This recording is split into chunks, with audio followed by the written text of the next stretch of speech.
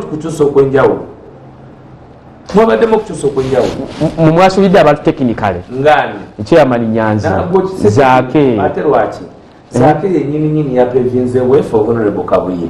Honorable Kabuye ideally mu byobufuzi mutabani wa Honorable Zaake mu byobufuzi yes. Kakati bwobanga Honorable Zaake ne Honorable Zaake yabadde campaigning manager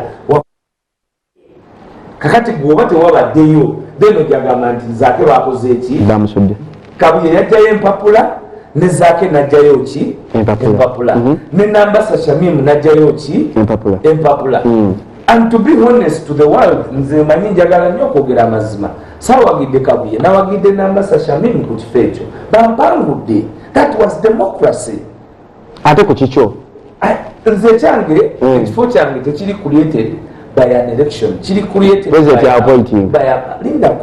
chiri created by appointment and approval of the National Executive Committee. Is that the reason why the delegates conference twabye ka abantu nga tebalina kubaako wabula nga bali just appointed by the president?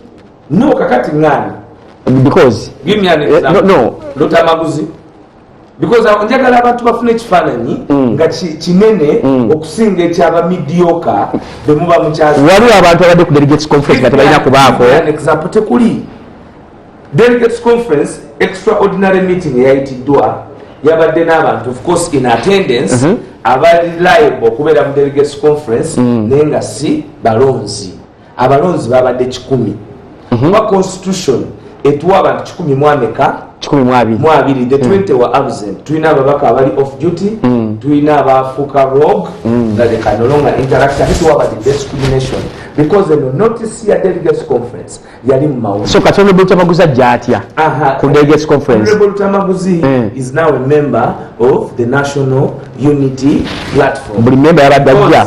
Buli member wa parliament ali designated okuba delegate mu National Delegates Conference eya NUP kubanga mu political space yonna buli kibiina parliamentary caucus ebeera erina okubeera on one of the ruling organs mu bibiina ebimu babifuulanga nga ababaka ba parliament bafuna ne extraordinary ex official rights nga mu FDC ndowooza okuba nga baparticipatinga mu NEC kakati era naffe MPs can with NEC esobola okwadoptinga ne bayita mu lukiiko olulala but they have a whole caucus which must be representative because bano bamemba ba constituencies.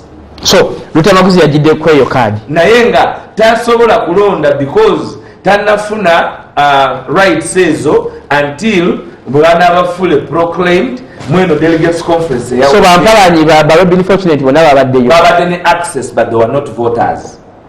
Ngabulaba mu parliament mulimu ba minister ba ex official namaje okitegete naye nga tebakola ki tebalonda ku nsonga. Okay. So honorable tulina 146 districts. Yes. Mukalu kali akaggwa mulina ababaka bemutasimba mulina districts mutasimba mbabaka okugeza ngeri wabbe joyina of course wantu mu NRM ino mbaka wano mu Buganda ali an opposed Javira yava Buyamba yajja kwa opposed sinza temwasimbayo. Very good. Fetweto was at delegates conference my constitution ya mugwetambula network was at okay mulina tisto okuba ne delegate mu buli district naye nalabye number inga temejalinga up na districts zetulina kati ekisooka kinyagadde okugamba nti omulundi oguyise eyo Greater Masaka twali twagiwa omu ku bannaffe naye okusinziira ku kunoonyereza kwaffe twazuula nti yali azanyisa amagulu tukiriziganye obudde oyogere tukiriziganye ensonga lwaki Javira we Buyamba yajja n'opposed wansonga ekibiina mwali mwakikwasa omuntu omukyamu Masaka. Don't interrogate, listen to answers. So wayinza okubaayo obunafu unfortunately sikiwanga budde naye I have personally been to that place. I have personally campaigned for candidates who are there now wali extremely competitive and let's watch the space. Ekyokubiri ogambye nti muba musuubira kati kantwala obudde buno nsomese naawe oyigiremu oyinza okuyamba bonaakyaza abalala. Ekibiina kya National Unity Platform kyatandikanga kibiina kitono mpulira ekyatandikanga kibiina kinene kyatandikanga kibiina kina bamemba batono era kyova olaba nakati bwebagamba bajje ojja kufuna mwami Kibalama, mwami Kagombe n'abalala nga 3 4 5 nga ba founding members. Bwekituula era ensonga ezimu lwaki bwe kyali ekakiri mu delegates conference eyo ekibiina kyagamba nti kyali kikwasa His Excellency Robert Kyagulanyi obuvunaanyizibwa ekisooka okukimobilizingira abantu enkuyanja okuyingira mu kibiina abatabanga nawo bwe bumu ku buvunaanyizibwa bwamuweebwa. Ekyokubiri era mwami Kibalama akkaatiriza ebigambo ebyo ng'avudde mu delegates conference n'abikkaatiriza ku kitebe ekikulu eky'Ekamwokya. Ekibiina ne kifuna ekitebe, ekibiina ne kifuna presidential candidate. Ekibiina ekyo tekyalinayo mubaka wa parliament n'atya no tekyalinayo mukulembeze yenna era nga tekisimbangawo omuntu yenna wantu n'awatya nawamukulu no kyaleeta presidential candidate n'awangula nfuna bulungi nekireeta ababaka ba parliament 57.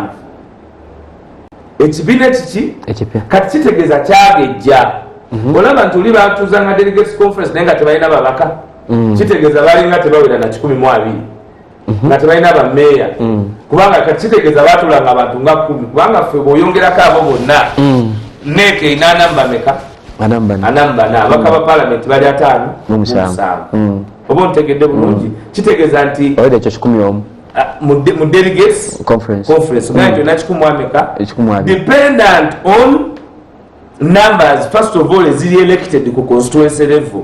Kati ababaka bogamba tetubalina tulina 5 mbameka eso singa banasooka mujja kwa adjusting nanyumyanga naawe sikwa kiri automatic. However constitution eyo mu butono bwayo yatutambuza era bwe tuva mu kalulu nga tukomyewo ne tukola akakiiko akakola ennongosereza mu ssemateeka ne tukola tiimu eya constitution egenda okukola constitutional review. Tiimu eyo yakulemberwa Honorable Segona era ne tukola ssemateeka. National Delegates Conference netuula neeyisa ssemateeka amendments zetuyita amendments to the founding constitution kubanga ekitabo ekyatandikirwako nga tekikyaraiminga n'ebiriwo kati eri constitution ya 2024 nga tekyatambula olwedde obukulembeze obuliko tulina abantu bangi nnyo obukulembeze twabufuna bo tebabukola ki tebabuyina. Awo wetukolera eno constitution eri ku electoral commission ne bagigazeti mu mulundi ogusooka. Gazeti kwe kugifulumya mu kyapa bwe bamala ogifulumya mu kyapa era ba detractors ne bagenda ne bateekayo omusango mu kooti naye ng'electoral commission emaze kumpi omwaka mulamba ng'era tegigazeti nga kuba operational. Lwaki? Ensonga yonna tetugimanyi. Tumaliriza nga waliyo abatuta omusango muki mu kooti nga beemulugunya ku constitution eno empya. Biki bye beemulugunya constitution eno empya? Constitution eno empya ecreating ebifo by'abantu 1 million 3 as a party structure. As a party structure. 1 million 3. 1 million 3. Because we have been building structures. My friend, njagala gwe simanyi oba obadde weetegereza ebbanga lyonna ndaba bulungi naye njagala oddeyo okube 2011 2010 2016 genda ng'ogoberera ebifo ebyo byonna oba wabaddewo uprisal ku bukulembeze okwettanirwa abantu nga kati kyotolaba ku Dr. Besigye tontwala kusinga Dr. Besigye kati saagala ontwalaba ku maanyi ge yalina mpuliriza bulungi eyo tontwalayo nze Dr. Besigye is one of our mentors. Very good. Okay. I had opportunity and I still have opportunity to work with him. So do not put me in a debate of juxtaposing powers, whether he had powers or not. I'm not chovola banakate tunyumya kwa Arsenal ya 2000 fojo talabako. Tunyumya kati kweneri konti tetwala liko. Ne lwaki to justifying ati neri nabo ba legends ba Arsenal era bakola mu bw'amaanyi. So mumanyi okusinga toleta bibozibozi by'abali bebagaloza tebasobola tukonaganya mumanyi. I know him very well. No, why bogamba nti mwabasinga yampanente kumbaga yange we toleeta ebyo bibuuzi byabali ababalowooza nti blackmailing and we are brighter than what they can do. Bwogamba nti mwe abasinga bani aba NUP eriko kati gweyagalanga nti kyekiriko gwewulira Lucy Mabere ng'ate bakugamba nti Dax Vibes yakubye omuziki ate noleeta Lucy Mabere bagativyotkapat 8 Alex Waiswa Mufumbiro mulina so honorable waliwo abalowooza nti bannayuganda abamu balowooza nti honorable tugende mpola nti nze ku level yange yabadde covert. On my level I do not discuss opinion of unidentifiable persons. Bwenzijanga wano eri abantu baba batuse ku minzaani so twatakinge names you attach a name nti delegates conference eno yabadde ya speed nnyo covert yakukwekereza kimanyi nti eno delegates conference lwakuba oli munnamawulire atawaayo kunoonyereza nti twabadde mu kooti ekyo nakimanyi. What was the ruling of court? Oli munnamawulire ku delegates conference yamu. What was the ruling of court? No, tutuve ku ekyo nze kyenjagala okumatiriza what was the ruling ongambye wamanya kakati tuli ku delegates conference gyogamba nti bagikola mu ngeri yamu kati goli muna because you don't help the public. Now listen if you may bwe tuteekateeka delegates conference eba ne kyebayita obudde mwino girangira mu mawulire twalanga nti delegates conference egenda takinga place n'ebifo nebiteekamu budde n'ebifo nebiteekebwayo abantu ne bajjayo empapula mu kamera era nga bagenda kwesimba ku bifo ebyo abantu ne bakampeininga ne bafulumya ne zifulaya nezifulaya abantu ne bafulumya ebifaananyi. Tulina omwami eyawangudde akalungo bayita Tamale Ibrahim yakeera ku makya n'awandiika mu katabo bwe kati amannya ge ne byali negira kati ku simu ng'akuweereza ekifaananyi kye ng'alyeruzira ku bantu be bawamba ekalangala. Bwe yazze okwogera mu bantu Muzungu yalukomeza mu makati n'amaliriza n'ebya informal sector mu luganda lwe enduulu n'evuga Tamale Ibrahim n'awangula akalulu competinga n'abantu basatu kuliko Ochaila kuliko ne Mungu Brian. These are graduates. That was an election. So do you think that was state managed in your mind? Ekyokubiri, a delegates conference of abantu babayita members of parliament ebezitowa okusinga okugenda okuleeta bano abantu bolaba be basomba ku Arua Park ne batwala mu delegates conference z'ebibiina ebirala bwe byagala okwogerako. Mwe mwerabira nti nze nali deputy spokesperson wa kibiina ekimu. I know more than what you know. So do not juxtapose reality with the foolery. NUP runs reality. A delegates conference yaffe up to Wednesday morning, up to Tuesday evening, bali balinda ruling netajja date gye bafuna because court bayagala gimuvinga very fast ne bakwata court ne bawa Friday babadde overtaken by events. The delegates conference was in balance. So honorable bwebwobongo yagala nga olina notuwa credit nti ng'ekibiina kiri kubeera hounded and pounded fully encircled by the military atache kumpi tulina barracks namba nga naye tukyasobola okuoperatinga under the weather. Olina okutuwa credit that you can even hold a delegates conference. Ekyokubiri, abantu abalina okusupervisinga ebibiina by'ebyobufuzi ye electoral commission. Era constitution gye tugoberera erimu electoral commission.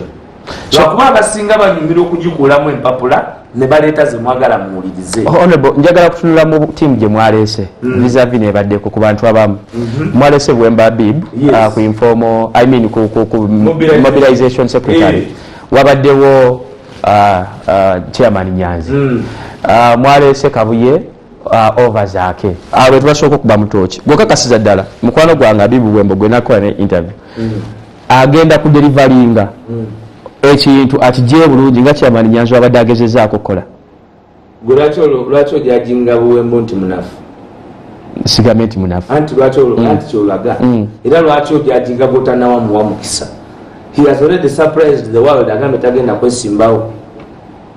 Is that a surprise? Waba yalabye nti alina chance ezakali. If he became gwe mwennyini ogamba nti lwaki mwaleese buwembo mukwano gwange gwe mmanyi ono gwe mbadde naye bulijjo kati ye deputy spokesman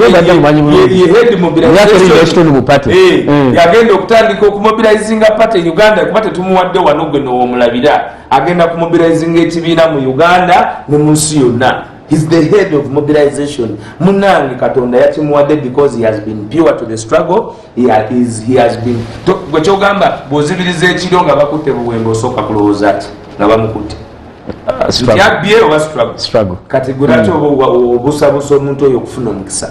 My friend gwe ffe tetwalina mukisa kisitu mu nsi mugisanze etandisa okugonda kuba tugimenyemenya amagumba gwe wandibadde wantotuulawo nga Simon Muyanga gyali listen and don't laugh. We have broken chains mukuba nti basobola osobola n'otuula n'abantu gwe najja gwe nakyala ewuwo ku ka TV eri ewa Makindi nga tewalina mmotoka we parking bw'oba ojjukira bulungi nga naye nze nkulabye nti osaanidde nga ndi deputy spokesperson nga NTV zimpita so ffe tuli visionary. A leader must be visionary. Alina okuba nga alaba ekifuula Kyagulanyi ow'enjawulo nti ffenna yatuleeta katuli banjawulo nti nze najja leero Baba TV how many years okulaba nze najja ku TV nga netekuba na kilomita zisuka 2 tokuba ati nkubuusanga kakati tokuba nti buwembo tasaanidde nga gwe leero oli mu ku interviewingira because how long have we taken ngoyagala nzije ku shows eziri private not years now myaka ebiri naye tetusinkanye ku TV kati so a leader muganda wange omukulembeze alina okulabira ewala gwe mwennyini bw'oba olaga buwembo atuukanye asaanidde okuweebwa omukisa. National Unity Platform eyimusamu abo bwe mulaba nti bakyafu nebakubako ettaka nebambaza nebawa obuvunaanyizibwa ne baweereza. Ffenna gye tuvudde munange gwe kankubuulire ffe tufunye mukisa abamu mutuuka ne mutuwaana because mutulaba kati naye omukisa guno agutuwadde abadde Kyagulanyi n'abantu abo bannayuganda. Don't rush me. Bira bina bisobola okuleka bino byenjogera ebimu munange biba biyamba ensi okusinga ffe ababawana babi. Tufunye omukisa gwe nkunyumiriza wano bitutenga byakusaaga nze olwaleero ne bwe mba njagala genda Bungereza ne bwe mba njagala genda wa buli gye ngenda banyaniriza ng'abantu emmotoka be baginoonyeza woteri bantekamu 5 star bannayuganda naye nzaani because batunyomba dda batukakkanya nga bw'oyagadde omukakkanya naye tuli bimuli ebimera okuva mu nkokoto bwe tumulisa tuba tukoze eki kati olwaleero abo bafuula ffe twakola n'abantu nga bankwe kyoba olaba ku Kyagulanyi tuttirako omuntu abo bonna mugenda ne munyumya amannya nze mbadde mkanika sibante muyite mu studio awo muyite oba simubeererangawo baswala n'okujja gyendi ku Saturday. Let me tell you this, keep quiet until I finish this conversation because ogerageranyiza abantu ku level ey'okubakakanya.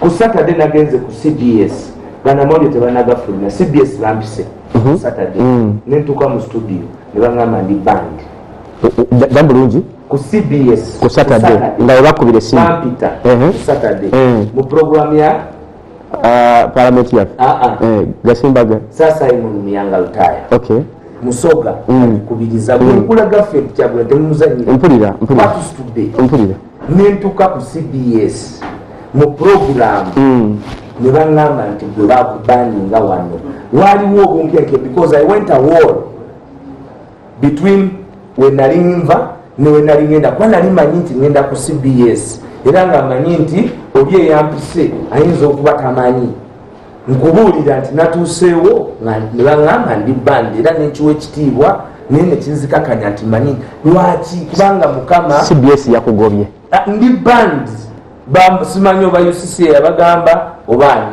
ndi kubeeraho lwaki kati bwe mba nga nina eddoboozi nga lisobola n'okutuulibwako eri eyatukola gye twegombanga edda kubanga edda nagenda nga Mwami Kyagulanyi avuddeyo nga president mu bigambo by'okozesa program enyumirwa abalaba His Excellency Robert Kyagulanyi seeta mu president NUP ya gwe mwalesenga president makomezawo nga president naye nina ekintu kyendi mukulowooza ng'abantu bali mu kugamba nti -7 there is no NRM ngooza temuli mu kuzimba nti mwami Kyagulanyi tewajja kubawo NUP maaso awo ate nga kiringa ekitiisaamu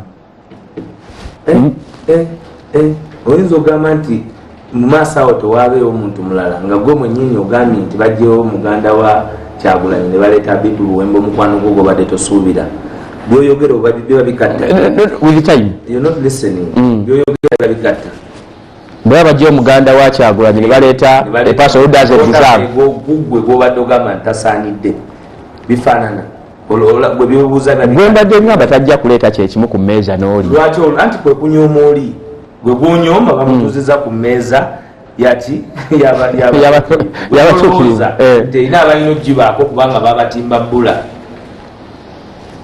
osigamu ekifaananyi ekya NUP minus Kyagulanyi kale ngazeeko emabbali wali constitution gye twagola gye baganye okugazeetinga egaba ebisanja bimeka bisanja 2 ani yali abikayanya ku ffenna ani yakireeta gwe watugamba nga mwami Kyagulanyi yali agezaako okubeera nga akyadvocatinga ngabyogera ku luli abantu baali balowooza nnimba si bwe kyali tekiri kati mu constitution tekyayita mu delegates conference ababyobufuzi abagundiivu si be bavayo ne bakiwakanya. This man is a democrat nakugambye lwakuba nti gwe toli kitegeera mweyo delegates conference ennyingo nyingi his excellency Kyagulanyi zeyagala mu constitution ate ba delegates ze baagaana. Tuli ku TV ndi ku TV okugeza we had a contentious issue about being violent or non-violent or silent. Ontegedde bulungi nga there is a section of people abagamba nti tetwetaaga kuteekamu nti tuli non-violent. Yes. A section of people ngegamba tetwetaaga kuteekamu nti tuli ki non-violent. Nga a section of people egamba nti tuteekemu non-violent. Mu description substantively it took hours netumaliriza nga tutaddemu non-violent. Ekibayizinza ebibuuzo biyitirivu okategedde ekiresa ebibuuzo biyitirivu abamu balowooza nti ati nkulaga so nabeera defeated on that. Byenkugamba ndabye democrat Kyagulanyi nentya because even in the times we are in singa tabadde democrat singa this country is eyo decision gye mwateekinga okugabana Uganda nti mugera kujjako mu M7 nga muli non-violent mugoberera amateeka tebakostinze nnyo gwe wakusiga kifaananyi olaba nga banekostinze because gwera oyagala nkikunyonyole nti NUP is the political wing of people power era tuze tukugamba nti we are not NUP, we have NUP. Kofe tulowooza ompulidde byenjogedde nga tulowoozeza kusooka mbiwulira bulungi nambye ki nti NUP ye political wing ya people power. Thank you mpulidde bulungi kati ekirala kyekyo kyenkulaba nze nga nze ndowooza omanyi nti abademokulasiya abagamba nti bademokrati tebakuumwa poliisi tebakuumwa magye edda nga baleeta military police mu biseera ebyenjawulo nga baleeta military police tekyajja baleeta special forces command ku national unity platform. Special forces command lyejje erikugu mu buli kintu mu butemu mu kutulugunya mu kukola buli kyabulabe ku muntu babaga nti ali mu mikono gy'SFC naawe okimanyi bulungi kye baba bategeeza ati be bali ku nsonga za NUP naye ng'ekugamba eri democratic kati olwo babutaba democratic mpuliriza bulungi olwo babutaba democratic ate ne gye basindika NUP if you're democratic naye nga badeployinga abo essomo bakanga temuli democratic bwe tubanga ejje erisimbayo okuba ne bagamba nti abo be bamalayo olaba SFC Uganda ebyamagye bekoze eki eberiweddeyo naye nga bali wali kavule nakati kitegeeza nti NUP eba mu bya democracy nayo yamalayo. It is by choice mukola democratic. Yes, si butiitiizi. No, si butiitiizi nkugambye ate nkubuuziza ekibuuzo nti singa tugamba nti kale omwana tumusalemu olowooza Uganda eyinza kubaawa kubanga tuli wali ku Solomoni bamuletedde mukyala amuletedde Uganda agimuteeredde awo waliwo abagamba nti tulidde taamu egende ensi tugyononye myaka 4 tugifuze nga tugitute nga bwe tugitwala. My friend gwe bogamba nti abagamba nti tuli ba democrat tuba kutaba ba democrat batutwalingira mu kooti z'amagye ba democrat wuliriza nno gwe bulungi mpulira bulungi ate mpuliriza bulungi democrat abanga bamutwalinga mu kooti y'amagye democrat olwaba butaba democrat damu democrat bwabanga bamutwalinga mu agoberera amateeka agenda okujjako mu M7 ng'akozesa amateeka era tetusobola kujjako Museveni nga tetuyise nawe kakasenda musobola okujjako mu M7 nga temukozesa amateeka mpitiriza abantu b'ebipi bangi ne mbabuuza ekibuuzo ekyo nekireeta obuzibu nkumanyi bulungi nnyo nnyo. How come you don't know that we are going to overthrow this regime nga mukozesa through the constitutional ja extendinga nga bwayagala mu M7 nze ni mu parliament na mawulire UPDF court nezigoba n'akomawo ne muwakanya ne tudduka nekikyusa ki awoli sikambadde. What are you talking about? Do you know what they call defiance? Do you know what they call okuguguba? Do you know what they call we don't give a damn? Okoko mwakweka munani violent mu kuguguba temukyali ku street byebanagale bali babamanyiiza nti omuntu alina okujjano nabeera ku street owakanyiza wali eri obeera ku source. Bw'okimanyi nti kuba ali ku street kuliko kakati abakola ne M7 biki by'oŋŋamba njagala ompeeyo omuntu omu gwe gw'omanyi oŋŋambye nti okusinziira ku bigambo by'ono naye walemeddwe oletayo wadde erinnya n'erimu mukunnyonnyole mukuteera awo nti oyo toddangamu muleeta. Don't juxtapose reality. Ngwambye bino bya ddala eddi mutu abadde mu basement totoma ani yali yamukwata damu ani yamukwata mu basement. If you are a true journalist and you are not a coward of human rights because you talk about democracy and rule of law ani yawamba eddi mutwe sa ani yamuwamba tuli ku national eddi mutwe abadde mu kooti emasaka ne bamutwala paka mu prison open tokola bintu toyogera bintu byakubikkirira bya kijege. Ekibuuzo kiri nti ani yamuwamba it is in the public ani yamuwamba buuza gwe nyinza okuba gwe mumanyi si gwomanyi gweyogera gwomanyi namulaba mu kooti tolaba nti we coward tonatuuka nakunkyaza. If you cannot condemn brutality on a human being then you are a coward. No ekikola kyali kibi you a coward ate ani yakikola bwoba tosobola kuvaanya nyambaako ng'oli munnamawulire nyambaako no coward sinza kuyamba ba coward. This is not a game of cowards. Kyemba kugambye tituli banjawulo nzajja wange ngamba nti CDF first son wa General Kaguta Museveni yawamba Eddie Mutwe n'amutwala mu basement ye n'amutulugunya mu ngeri emenya amateeka era tujja mujjako nga tuyita mu mateeka otuwanga ekitiibwa young man mu mateeka otuwanga ki kuba naawe byogera ebyo tobisobola. I challenge you ddamu byogere because you need even your job. We don't need jobs. We are liberating Uganda and it is not a joke at all. It's not a joke. We are liberating Uganda. We have comrades in jail. Oli mugamba nti bamuleta mu kooti nga mukube ne kooti nekkiriza nti yali mukube nga ulubadde. My friend, what are you talking about? Temusaagira mu reality. This is not a usual interview. This is serious business. Liberating you to also have freedom to speak about what is happening in this country. We want to liberate everybody, including you, because you're not liberated. You're a coward. You cannot before you say us. So for recognizing ebyo tukola mu nkola ya demokrasia gwe byotasobola kukola mu nkola ya demokrasia. Ekyo soko kiwe recognition nti bana abasajja balina bye bakola. Nkugambye nze ku radio sigenda ko naina za musango because of what I speak, because we are not cowards. So to the point mwebisebe mugamu jako mu mateeka kubanga mateeka gogosoma simanyi wogakomya. Have you read Article 3 of our Constitution? Ekyokubiri, first of all, do you know that elections are not for Mr. Museveni? bwogenda eka nga zino engoye zoyambadde suuti saawa nengato byonna babyanudde bagenze nabyo ekyojja wano bwereere nyambala endala togula ndala nfuna so bwoba osobola gogula engoye endala ogaana otya abantu okuparticipatinga mu constitutional process eya uganda naye ngaomuntu omu naawe okimanyi.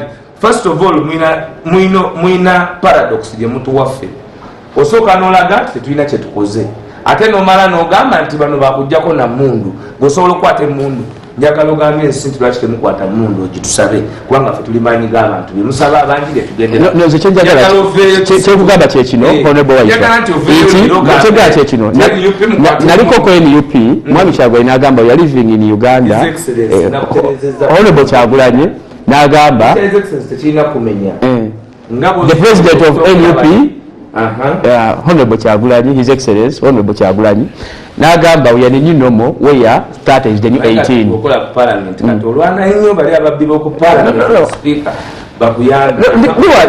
where start is the new 18 mugenda mu kalulu mwakomplaining nti mwalimu embooko mwalimu tiagas mwalimu obubbi but the person eyali agezaako okubikola tanavaawo gwe mujja musongamu ki ekigenda okukyuka mu this time round mukakase bannayuganda nti kale nibaana abalwadde obuwanguzi bwammwe tebugenda kutwalibwa tebugenda kukyusibwa mu mbeera eyo ekisooka liberating a nation cannot have a time limit.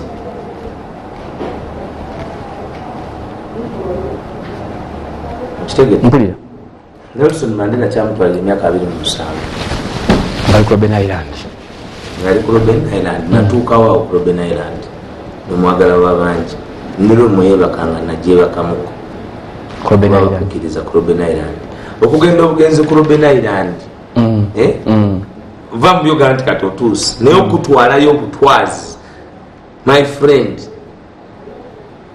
ogenda okutuukayo mugamba naye lwaki nakkiriza okujja eno nti ngenda lambula ontegedde 27 years we are not gorillas because a gorilla takes a short time. We are revolutionaries. Ate mwera kyemutamanyi bannayuganda betukozesa ekigambo liberation tekikoma kujjako obujji mwami Museveni ne banne but liberating also Ugandans, their minds, their modus operandi, their livelihood among others. Nti waliwo ne akanyola bikya katumaze n'okumumamula. Taking him out, this one is in the evening. Ekyokujjako gye n'Omuseveni it is in the evening. That one is you're talking confidently. I can tell Ugandans nti okujjako Museveni is in the evening. Long term effects finished, mid term finished, short term finished. Tunoonya kimu mandusu. That one is a given. Ekyo tekiriko kubuuza kati akanyola bikya obwongo obungi ku bannayuganda ab'obwongo obwogi era enkiiko ezituula kati tugenda kuvuunuka tutya this national debt that we have tugenda kuvuunuka tutya this impunity breaking down of institutions. Omanyi eno Museveni, I think I was in senior 6 and I reflected so much. Then again Museveni, at least he has built institutions. Ng'owulira waliwo IGG, waliwo ebiseera ebyo bwe tugenda ffenna okumalira senior 6 I think waliwo inquiry y'amaanyi ku Uganda police. Bakosodomero bali benyigidde ndowooza mu kutta somebody mu kibuga oba omugenzi kintu something like that. Waliwo ebintu ebyaliwo mu kibuga then later on bapolisi bakiza ne bateekawo inquiry nene ey'amaanyi era yaleeta Katumba Wamala okutekinga over police.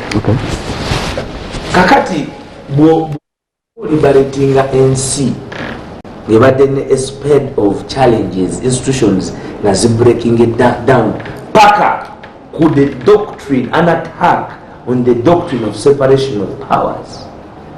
Nti olwaliro kooti baziwambye balese kooti y'amagye okukozesa abantu. Engato gy'oyambadde erina kuba mu kooti y'amagye kati singa bagiraga wali mukama. This man is sure coming. No, oseka genda olabe gazeti terimu mulimu yefaananyiriza terimu eyo bakugamba nti Uncle Boot yaabwe ya black Uncle Boot katufune amasimu obanga olwaleero gwolowooza nti liberation egenda kubeera ku ekyo kyokka tulina okuliberatinga amalwaliro ebyobujjanjabi genda wano Cancer Institute emulamu olabe ekiriwo kati bwoba tonnabigwamu ebyo osobola okubalaata osobola okuseka era osobola okubuuza ebibuuzo ebyo nti mugenda kola mutya. First of all, Uganda si ya Waiswa yekka. Katufuna amasimu. Katufuna amasimu. Uganda ya fenna. Baba TV. Producer ojja kupa amasimu ago. Baba TV hot cup at 8. Mbine Honorable Alex Waiswa Mufumbiro, Deputy Spokesperson NUP. Tukubaganya birowoozo ku nsonga ezigenda maaso mu ggwanga. Nze John Bosco Situ kanyomero ka hot cup at 8 Monday paka lwakuna tubawo nga tugezaako okusensula ensonga ezigenda maaso mu ggwanga. Honorable nga tulinda amasimu nalabyeko ku bipande ebibyo mu bitundu by'e Nakawa awo naye nafuna chance nenjogerako n'omuvubuka omupate eyammwe gwe bayita waji Isaac osinziddewa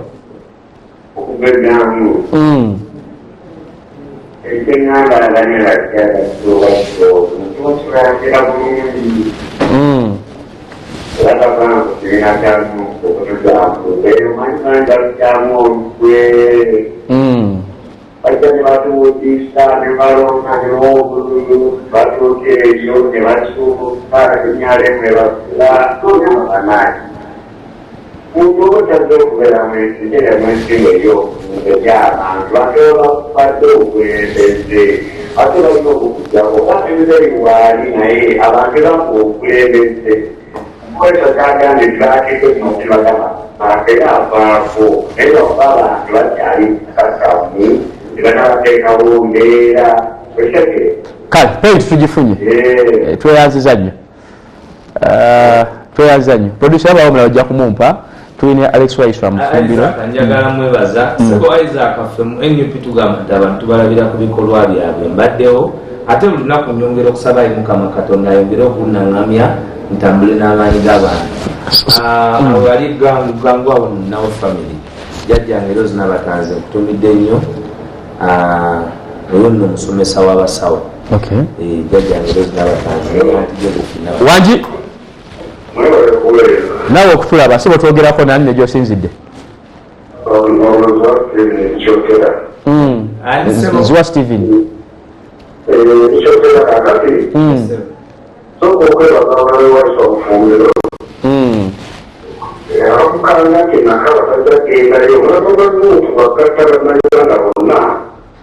esebo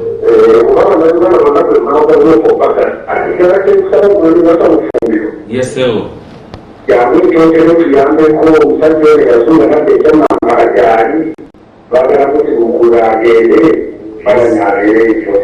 yesebo kale point etuuse tweyaziza awulire gye bapita kyotera kati gweddamu ebyo manyi ffe tubagamba temukkiriza njaga okubuuza ekibuuzo nafuna chance okukyaza omuvubuka aliko NUP kansala ali mu bitundu by'emutunga awo abamuyita mwoyo gwa ggwanga Vianney agamba yaŋŋamba kisitu mpaamu chance njogere ntegeeza eggwanga nti Waiswa ali mu kukozesa influence gy'alina ku kibiina okutwala obusobozi bwange abantu okulaba ability zange ez'okulaninga ku kifo kya MP Nakawa East nti era igwe baagala bakozese buli facility NUP gyesobola okukozesa bakuwe ssente ogende odde ebusoga gye baweesimba olw'ensonga wano baatereezaawo dda era ne komanda waawo nga ye waali era yayagala obwa MP e Nakawa East simanyi oba ebiwero byakutuukako naye nkufunye omukisa muwonge mwoyo gwa ggwanga oba ne bannayuganda abalala balina endowooza lwaki tomuviira mu kifo n'ogera ne weesimba ebijjo gye weesimba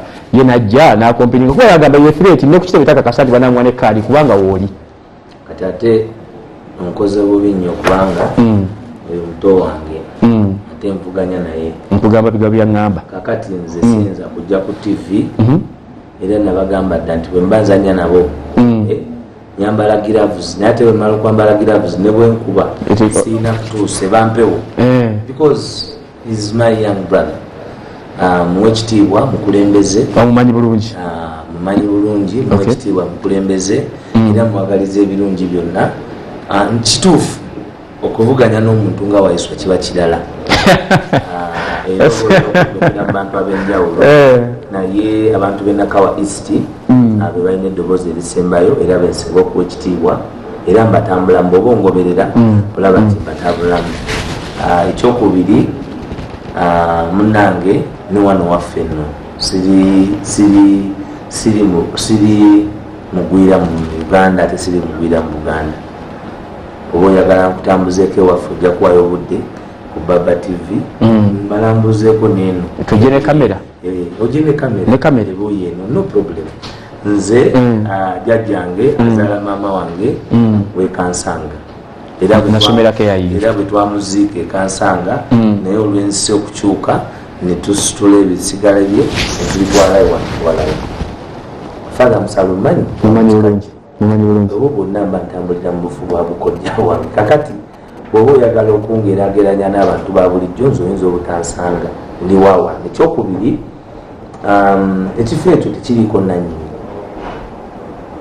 era oyo sooka njagala nti otusomesa tekiriiko ki nannyini nekyo kikulage ne mu NUPT we are competing mu abavuganya enakawala kuba Vian tamanyi waliyo Ruhindi Moses Ruhindi mumanyi former Attorney General ava Western Kabaziguruka abaddewo yali former MP avaawa Western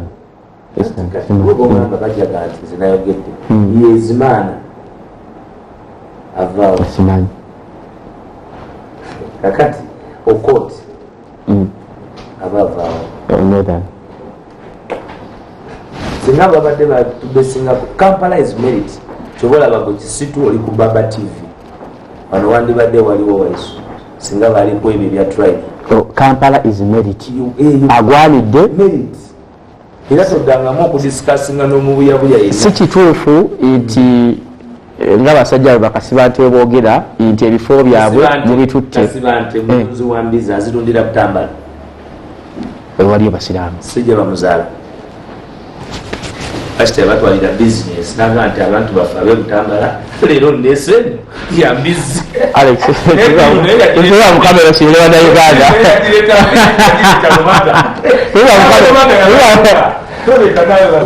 bwekuba kalulu wakudda ku budde bwekuba kalulu wakudda gyava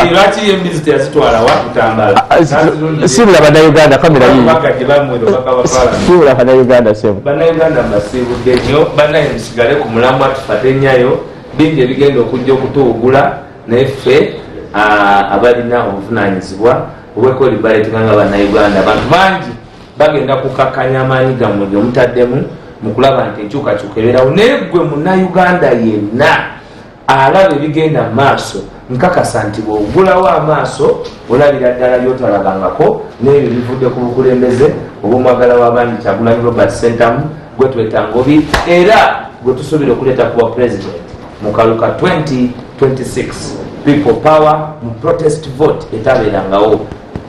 Kanoonye, Kalonde, Kakuume, Kabanji nga ekitabangawo nga never before. Zimbe gaaliyo nawe munnamawulire tubikwatako nnyo neyanzaje neyanze Waiswa Mufumbira deputy Mufumbiro Alex Waiswa Mufumbiro deputy spokesperson NUP akubata kumira mpeera mweraba.